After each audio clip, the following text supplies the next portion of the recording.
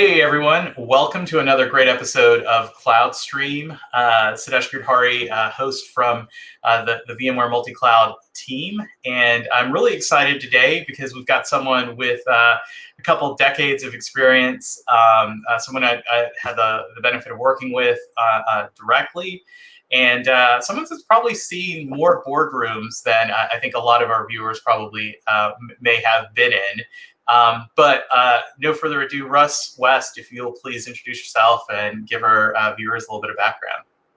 Yeah, thank you, Siddhesh. Hi, everyone. Welcome, and it's a great honor to be here. I work for a company called Yugabyte, and I had the great blessing to work with Siddhesh at VMware and Pivotal. And so I've been in enterprise software for this January will be 27 years in software sales, enterprise software sales. And I'm based outside of Atlanta, Georgia, in Alpharetta.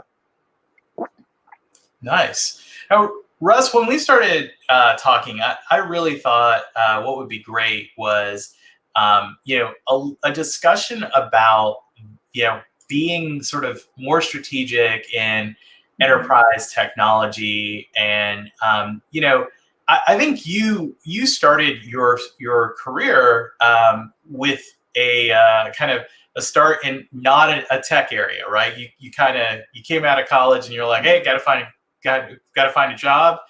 It turned out the real estate market was hot, so you went there. So tell us a little bit about like how you started, and then how you found your way into enterprise IT. And I think ultimately we want to talk a little bit more about what attitude and amplitude you found was most helpful for your career. Sure.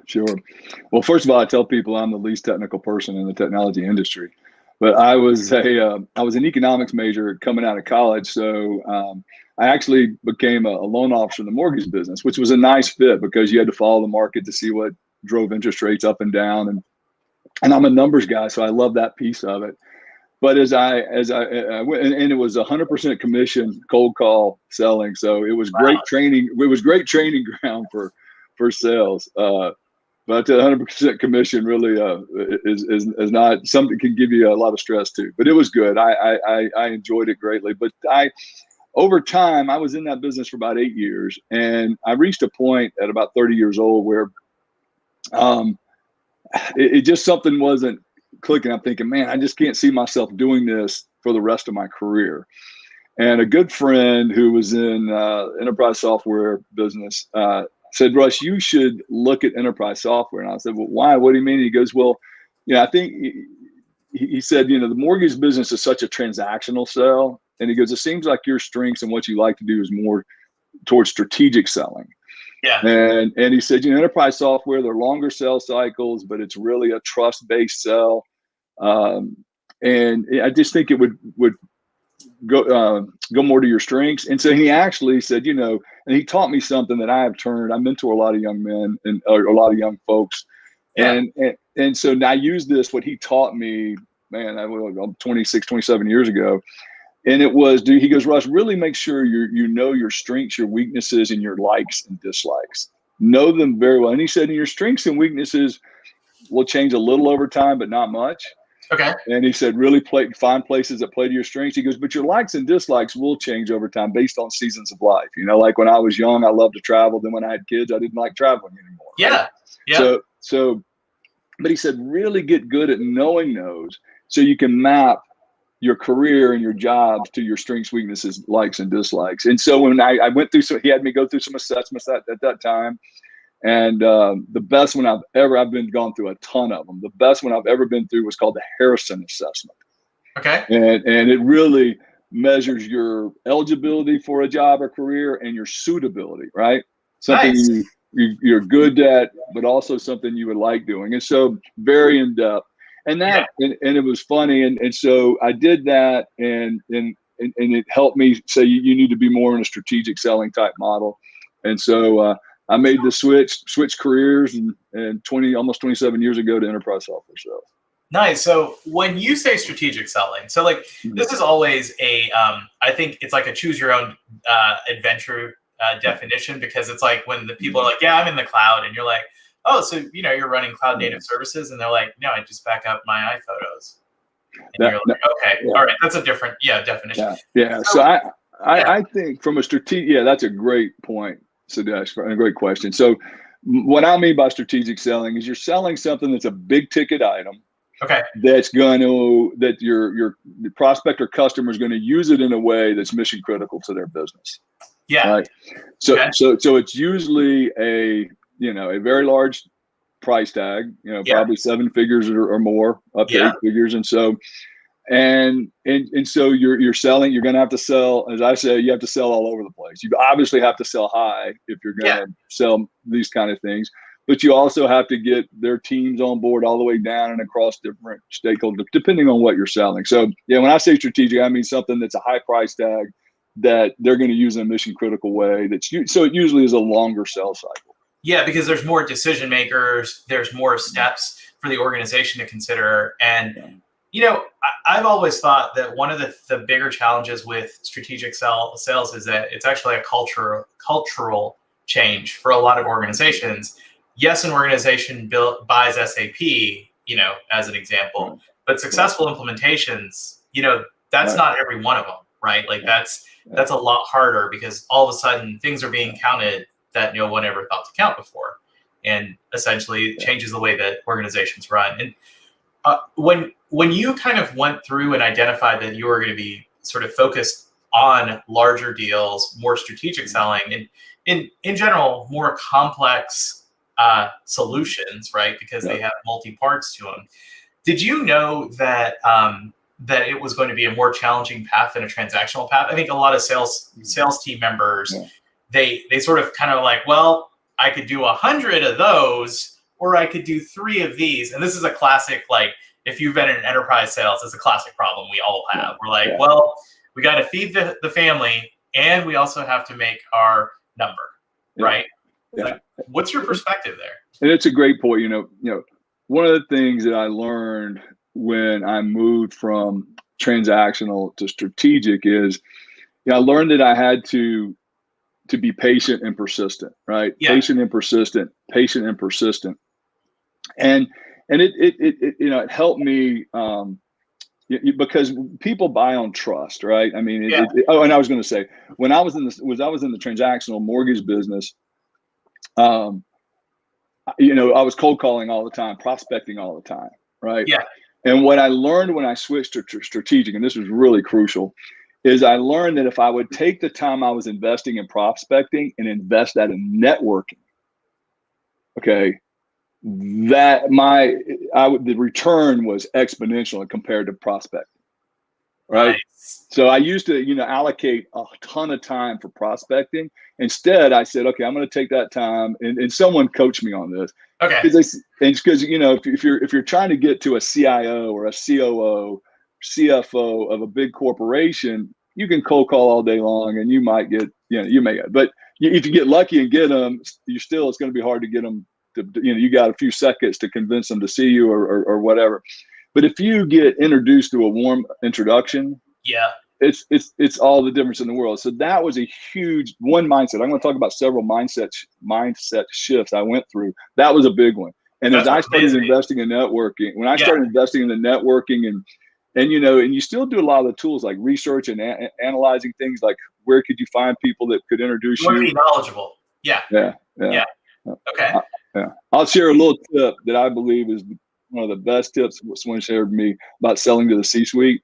Okay. Or trying to get networking with the C-suite is find out what charity, because almost all of them have a charity that they are big into. What's their philanthropic cause? And get involved in that somehow with them, and that's been a game changer. Right? It's just one little thing I'll share with people. I feel like there's a lot of when you're considering technology careers in general, right?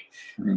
There's a lot of these different things that you might be good at, and I think what's nice about the way that you sort of started out framing, you kind of said, well, you know what? I started out and I figured out I was transactional and I didn't like it. It was fine, but I wanted to move to this next step. And this is part of the kind of core of the series is how do we evolve in the technology mindset to what's next, and obviously I think that's helpful. The framing about relationships is also really helpful, because you described there that you took all of the effort that you spent in the transactional mode and you kind of said, all right, how do I find ways to supercharge my friendships and build stronger career, leverageable like networking capabilities? And I think that that's something we all should be thinking about, is like, well, yeah, we sent out 100 emails today, but how many phone calls did we get for advice, right? Like, how many people called us and said, listen, I'm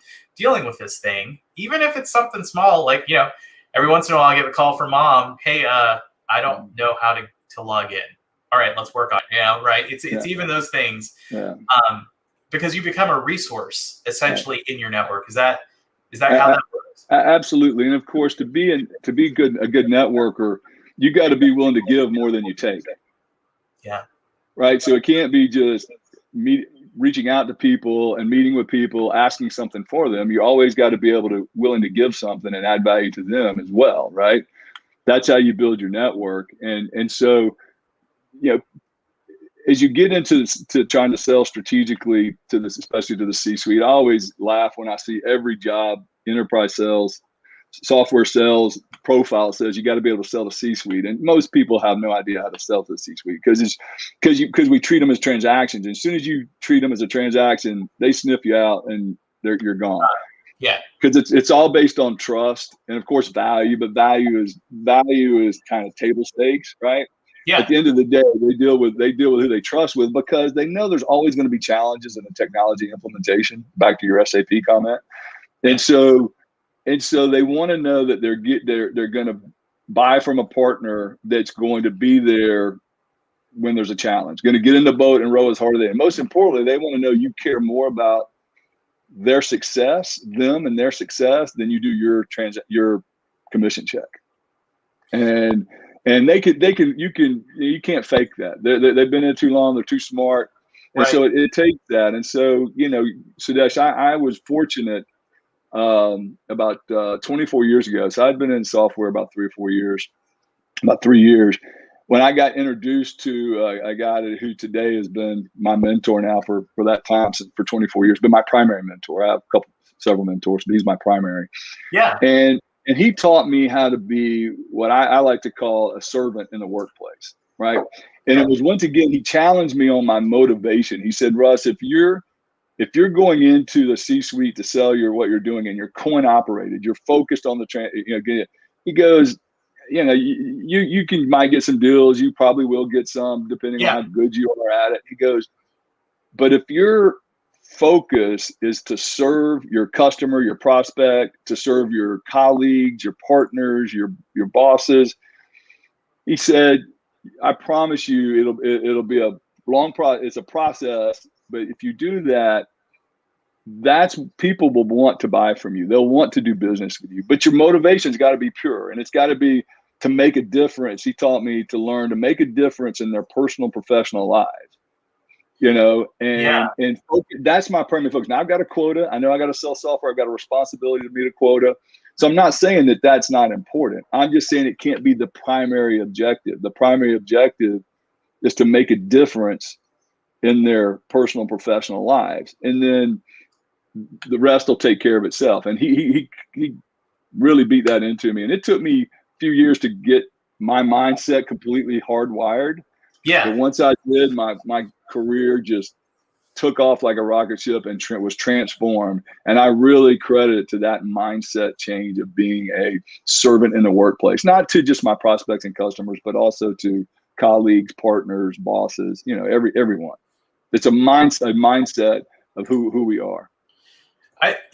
One thing that when we were talking earlier that kind of comes to mind is that we started talking about like how you build that network, and that so what's interesting to me, and this is the hard part, especially if you're early in your career and you're starting out, like like you've described, and you're kind of surrounded by all these opportunities, and the problem is we folks who've had a couple of years of experience know this, right? You don't have the hindsight until you've gone through the experience. So those mentors you're talking about, I think you phrased it, and I really like this: have wise counsel, right? Yeah. And no matter where you are in your career, having the ability to ask questions that are like, hey, I had this career opportunity come up. Should I take that career opportunity? And they look at you and they're like, well, I know you personally, and let's talk about this. Are you running to something or running away from something? Like those are the right questions that you need your counsel to ask. But I'd like you to talk a little bit around that, because I know you mentioned it a couple of times, because I think it's part of having that servant leadership and having that responsibility in strategic sales. Yeah, I have this thing where I believe that no matter how old we are, how young we are, we should always be getting mentored by someone, and we should always be mentoring someone, right? Paying it forward.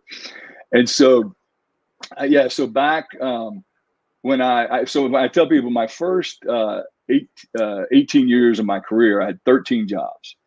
And, as I look back, and in my last 16 years, I've had 2 jobs. And I'm like, now, why is that? And I really believe that the reason why is because I had low emotional intelligence those first 18 years. And we'll talk about emotional intelligence in a minute, as I started really working on my emotional intelligence, but also part of it was this wise counsel thing. So as I met that mentor 24 years ago, and he became my mentor, he taught me the importance of having a wise counsel and making big decisions in life. So now what I do when I've made those 2 job changes over the last 16 years, what I've done is I've taken my strengths and weaknesses, my likes and dislikes, right? And I've documented those. And then I've taken the pros and cons of my current job and the pros and cons of the opportunity that's come along. And I take it to the wise counsel. And I say, here's, what I'm good at, what I'm not good at, what I like to do, what I don't like to do. Here are the pros and cons of where I am and what I'm looking at.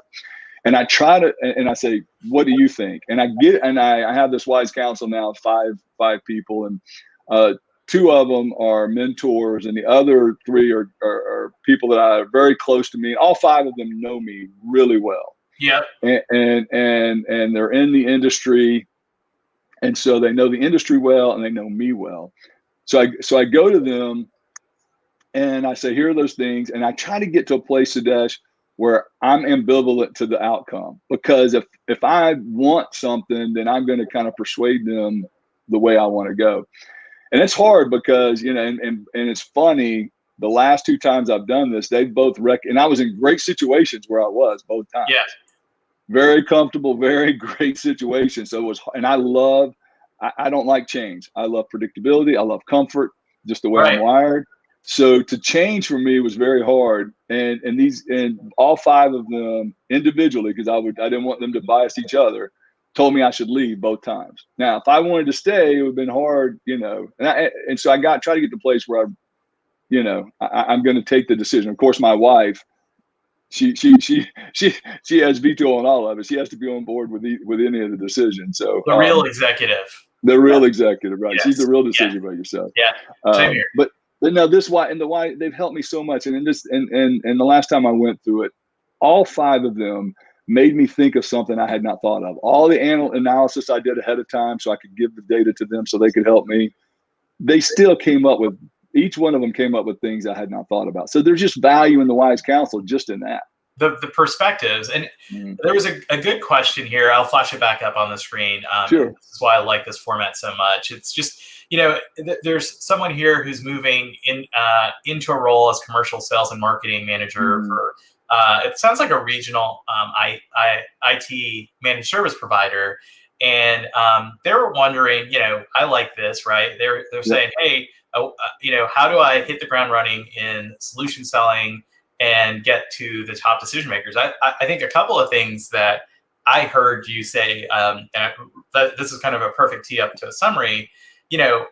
First of all, who are those decision makers, and do you understand the network that they're operating in? Yeah. I'll say, like in the Minneapolis, St. Paul area, if it's anyone in the Dayton Hudson Corporation or Target, you better start to figure out where they're involved in the community, because a lot of those leadership team members are really well involved in philanthropic, right?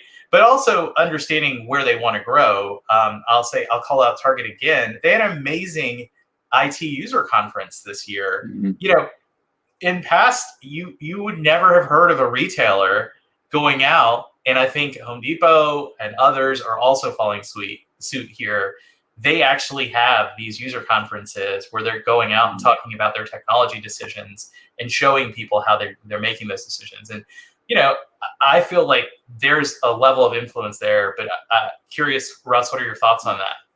No, those are all great points. A couple other suggestions I would make is try to figure out who's influencing these decision makers, these C-suite, right? So who are their strategic partners? It could be SIs, it could be other technology companies that are not competitive. An SI might be a complementary thing, or if you're a technology company, it might be another technology company that's a complementary to you, where you would be better together, right? Yeah. And so you're looking for people that they look for strategic. And one thing a lot of time I'll do is start lower. Because if you build a relationship with someone lower, they can give you that information. They'll tell you, well, our CIO, looks at so-and-so as his most strategic, or his or her they most got strategic this consulting partner that they call on speed dial every day. Yeah, exactly.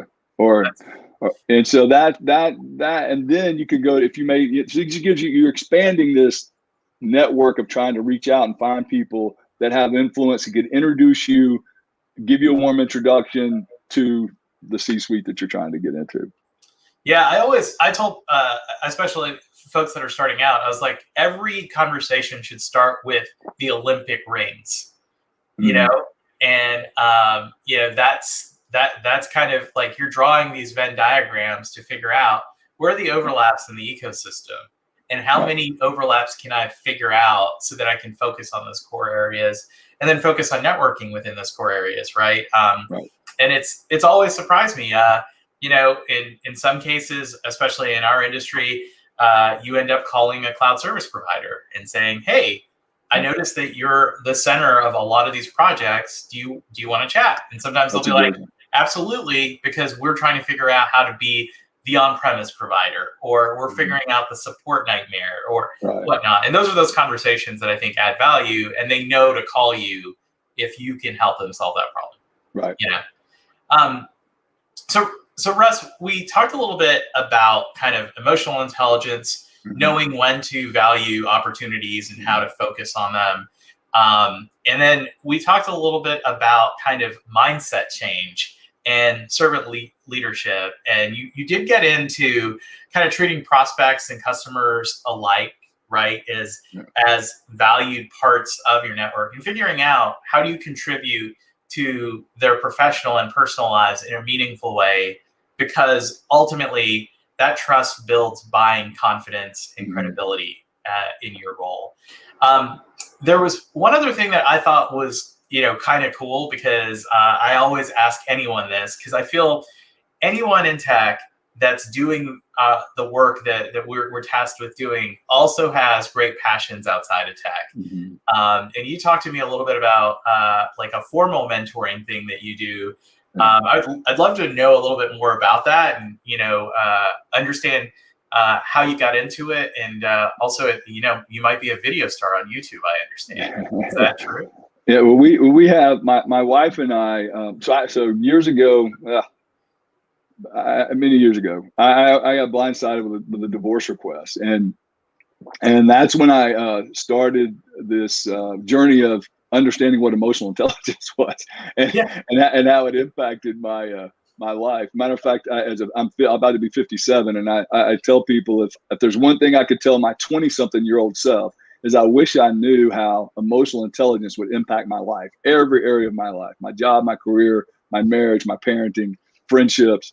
So it wasn't a term 30-something years ago, but over the last 20 years, I've worked very hard on it, and as my emotional intelligence has gone up, my quality of life has gone up. Right. Nice. So I say that about so when I got a few years right after I got divorced, I ended up meeting Danielle, who I'm married to today. We've been married almost 17 years, and we have a passion of what we started to do, because we were both scared to get married because of our past. We went to counseling for a year before we got married, and we got so much value out of it that we committed to going to counseling consistently for the rest of our lives, proactively, and then take what we learned to share with other couples, with other people.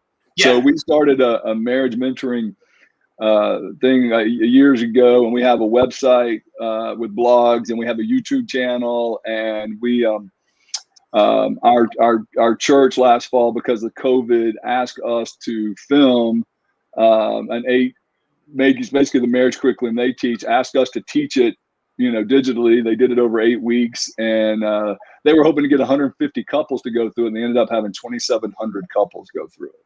That's great. That's great. Yeah. And, I look at this, and I look at the types of things that affect us personally as being things that make us better professionally, right? Yeah. It's important for us to balance as we're going through, know what makes us better. And I think our spouses, our loved ones, all of those folks are also part of the network that help us, improve overall. Absolutely. My wife is so important to my work, and she knows nothing about technology, but she's so important. And here's what's funny. All the things, there's so many skills that nobody teaches us. I just call them relationship skills. We call them marriage skills, but you could use them in any relationship. And I'll validate in a second.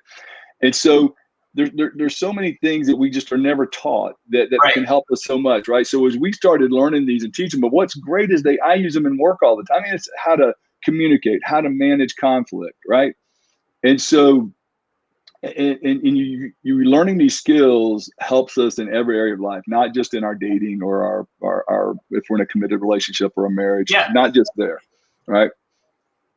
No, I think that's a great point. And then when we were talking, as I was kind of summarizing in my head, right? And we'll get into the kind of news stuff here in a minute, but I think that the takeaway from the discussion I had today, like high level, first of all, I think know what emotional intelligence is, right? And one way or another, do an assessment of your aptitude and your interests so that you have a strength, weakness, opportunity, and threat chart of yourself career-wise, right? So you understand that, right? That applies broadly across any career path. I like that. Something that a word that I don't have a word counter, but like you mentioned building trust and relationships throughout the discussion. And I like, if someone's watching this and taking that away, I think that's a really great takeaway. And the way to do that, I think that what I love about the discussion is you talk about building a wise counsel, right? Like those philosophic thoughts apply broadly across anyone who's building a career in industry. And I think it's really good for our viewers who are out there kind of figuring out, well, should I go get that AWS certificate, right? Or should I go get that Azure certificate or GCP? And the question is, well, what's the wise counsel around that? Is that going to just be a piece of paper, or is someone believe in you and support you, and you can go figure that out? That sort of thing. And I always look at those kinds of those guiding North Stars and those points of light. Well, with that, some interesting things did happen in the news, and so I like this part of the show because we get to talk a little bit about, well, what's happening in tech, right? And I'll call him I guess Uncle Dell would probably be the right word, but there's a great article in Forbes around the deal of the century, and I think what's amazing is it talks about Michael Dell's sort of ascent, how he built sort of the companies and the collections, and then the sort of windfall, and he's not stopping. I think he's hard charging. We definitely see a lot about the tech billionaires like Elon and the others. I just really like that he sort of got a little bit of a Texas or Midwestern kind of low profile, and he's just keeps on trucking. I'm curious, did you have an opportunity to check that out, and what are your thoughts? Yeah, I did, and I think it's such a great story. And of course, Pivotal, working at Pivotal as they went through some of that, because we were owned by EMC when Dell bought EMC, so we got to go through a little bit of that. And then after the acquisition, I got to be in a couple meetings with Michael and customers. And Michael, is just a rare individual. He's obviously super smart technically, like the tech titans that we all know. But I think he's a financial wizard. Yeah. And then what I think separates him from a lot of even of the tech titans that we know is he is one of the most humble people in the world, and everybody that gets to know him loves him. And so people want to work with him, meaning that high level, the financial industry that up putting these deals together, the VC industry, when he bought EMC, Joe Tucci is such a special individual as well. So you have these two special individuals that were able, ego-wise, to put this deal of the century together. And I go back to what we were talking about earlier. Michael is an incredibly caring person. Yeah. So he has all these other traits that, he could still probably make money without being caring because he's so smart and everything. But because he is such a caring, trustworthy, humble individual, I think he's been able to navigate what people said couldn't be done. I mean, they wrote him off, as the article says, right? Everybody had written Dell off. And and now what he's done is just an absolute miracle. And I think there's a lot of things that go into it, but I mentioned something. I got a friend that sold his company to Michael, and he was a direct report to Michael. And he thought he would be there 1 year, like most CEOs, because he made enough money on the sell, he didn't have to work again. Yeah. But he thought he would be there 1 year and gone, and he ended up working like 7 more years for Michael just because he loved working for him. Yeah, and that is relationship and trust. I think going back to, I enjoyed the article because it is really nice to kind of see something that's well laid out, explains kind of what that career progression was, and talks a little bit about the things that really made those pivot points happen. And the next thing that we looked at a little bit was, there's a great article out there that talks, it's from the Register, about sort of what Gartner, the large research firm, is seeing on public cloud trends in terms of what customers are experiencing, where those headwinds are. And at a high level, it talks about some of the tactics that sales teams are taking to try to increase their net part of sort of the pie for cloud consumption, which certainly that's what they're paid to do. So that's that's what they're doing. I think that the flip side of that is, I think last year, if we were having this conversation, cloud would have been the answer to everything. This year, folks, somebody got out a calculator, and somebody has a graphing mechanism, and people are like, well, these hockey stick style spending techniques are not going to work out for our mid to long term. And I think, what's interesting, Russ, is you've been in the position of having to kind of explain multi-million, multi-year deals. And I'm sure you get some questions that are very similar to what the folks on these articles are getting. What's kind of your thought there? Well, it was a great article, like you mentioned. And so I think, there's pros and cons of going all in with a cloud provider, or keeping yourself in a manner where you can go between public cloud providers and on-prem if you have, some of these companies have still have huge on-prem for different reasons. And they want it, most, not all, because some are okay with the all-in. But you're seeing more and more companies, I think, wanting to make sure whatever technology they buy, they're able to run it in any of the public clouds or on-prem in their own data centers, and for different reasons. Some for technology reasons, some for financial reasons, right? And so, but avoiding that lock-in, if you will. And once again, there's some pros to going all in for certain companies. But I think you're seeing by that report, and I think that report validates this, that you're seeing more and more reasons for companies to be able to take advantage of multi-cloud versus just a single cloud. Yeah.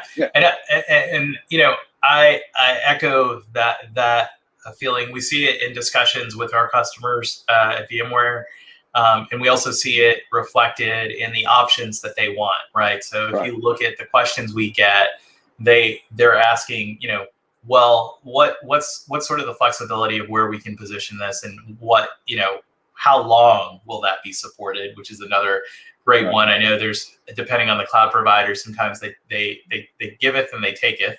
Right.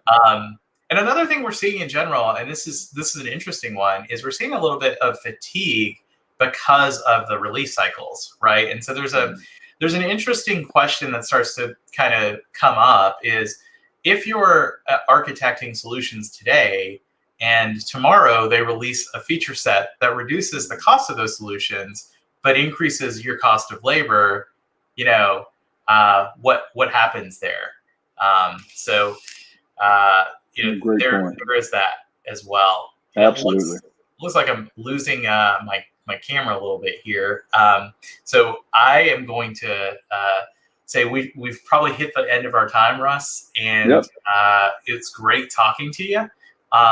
Thanks everybody for watching, and we are done with episode 7. Thanks all. Thank you, Sudesh. Thank you, everyone. Bye-bye.